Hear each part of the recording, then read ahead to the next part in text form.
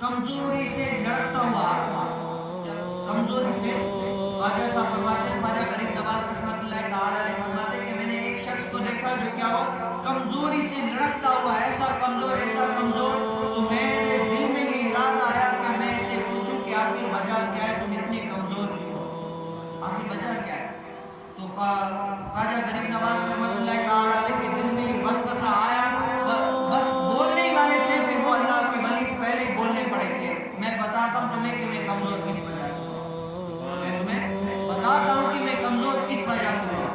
خواجہ غریب نواز رحمۃ اللہ تعالیٰ علیہ بتائیں، کہا کہ ایک دن ہم کیا ہوئے، دوستوں کے ساتھ ایک قبرستان کے قریب تھے، تو وہاں پر ایسی کوئی بات چلی، میں مسکرا دیا، ہنسا، قہقہ لگایا. تو وہاں سے آواز آئی کہ جس کے لیے زمین کے نیچے جس کا ٹھکانہ ہو اور ملک الموت سے اس کی ملاقات ہونی ہے، موت آنی ہے، اور پھر بھی مسکرا رہی ہے، عجیب بات نہیں ہے. کہتے ہیں جب میں نے یہ بات سنی نا تو میں کیا ان دوستوں کو چھوڑ کر غاروں میں عبادتیں ریاضتیں کرنے لگا، اللہ تعالیٰ کو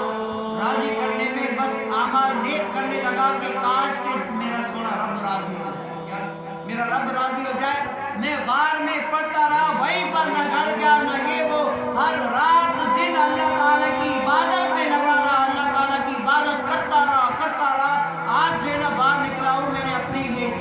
جسامت کا خیال نہیں کیا، میں نے کہا میرا رب راضی ہو گیا تو میرے لیے جسم و جسامت سب اللہ تعالیٰ عطا فرمائے. تو یہ آج مجھے جو ہے نا یہ کمزوری جو ہو رہی ہے نا، یہ اس وجہ سے کہ میں نے اپنے رب تعالیٰ کو راضی کرنے میں دل صرف کر دی. اس وجہ سے اللہ تعالیٰ کے ولی اور اللہ تعالیٰ کے ایسے ہوتے ہیں مقرب بندے جن کا مقصد کیا ہوتا ہے، مقصد یہ ہوتا ہے کہ اللہ تعالیٰ بس ہم سے راضی ہو جائے، جن کا مقصد ہم سے اللہ تعالیٰ راضی ہو جائے. ہماری طرح نہیں ہے صبح اٹھیں کہ آج بتائیں آج صبح اتنے کمائیں گے، یہاں سے پیسے لینے، وہاں سے پیسے لینے، آج یہ آئیں گے، یہ کام کرنا ہے، وہ کام کرنا ہے. لیکن کاش کہ کوئی صبح اٹھ کر یہ سوچتا کہ یار آج رب کو کس طرح منایا جائے، آج رب کو کس طرح منایا